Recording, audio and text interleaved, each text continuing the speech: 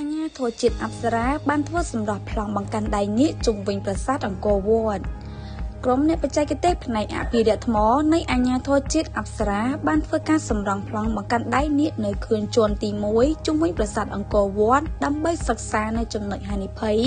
នៃការរចនាសម្ព័ន្ធបង្កាន់ដៃនាគមុននឹងឈានទៅដល់ការជួសជុលឲ្យរឹងមាំឡើងវិញ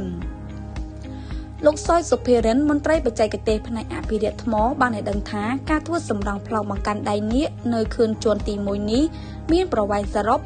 950ម៉ែត្រការបំពេញការងាររយៈពេល12ខែមកនេះសម្រេចលទ្ធផលបានប្រវែងជាង450ម៉ែត្រហើយកិច្ចការសម្រង់ប្លង់នេះមានសារៈសំខាន់ដើម្បីសិក្សាពីស្ថានភាពហានិភ័យនៃរចនាសម្ព័ន្ធសំណង់បង្កាន់ដៃនាគចំណុចដែលមានហានិភ័យខ្ពស់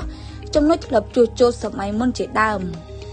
ជាលទ្ធផលនៃការសិក្សាបានឲ្យឃើញថាបង្កាន់ដៃនាគនឹងខឿនជាន់ទី1ជុំវិញប្រាសាទអង្គរវត្តមានចំណុចមួយចំនួនទទួលរងនៃហានិភ័យខ្ពស់ដោយថ្មបង្កាន់ដៃនាគមិនមានលំនឹងនិងខឿនសុទ្ធជាដើមដោយសារតែកត្តាអាយុកាលនៃសំណង់កត្តាធម្មជាតិទឹកហូរច្រោះនិងសត្វល្អិតជាដើមបន្ទាប់ពីធ្វើសម្រង់ប្លង់រួចរាល់អាជ្ញាធរជាតិអប្សរាមានគម្រោងជួសជុលពង្រឹងបង្កាន់ដៃនាគនេះទៅតាមដំណាក់កាលជាបន្តទៀតអ្នកជំនាញរូបនេះបានបញ្ជាក់ថាកាលពីកំឡុងឆ្នាំ2022-2023អាជ្ញាធរជាតិអប្សរាបានជួសជុលពង្រឹងបង្កាន់ដៃនាគនិងខឿនជណ្ដើរនៅទិសខាងត្បូងរបស់ប្រាសាទអង្គរវត្តបានជោគជ័យរួចមកហើយ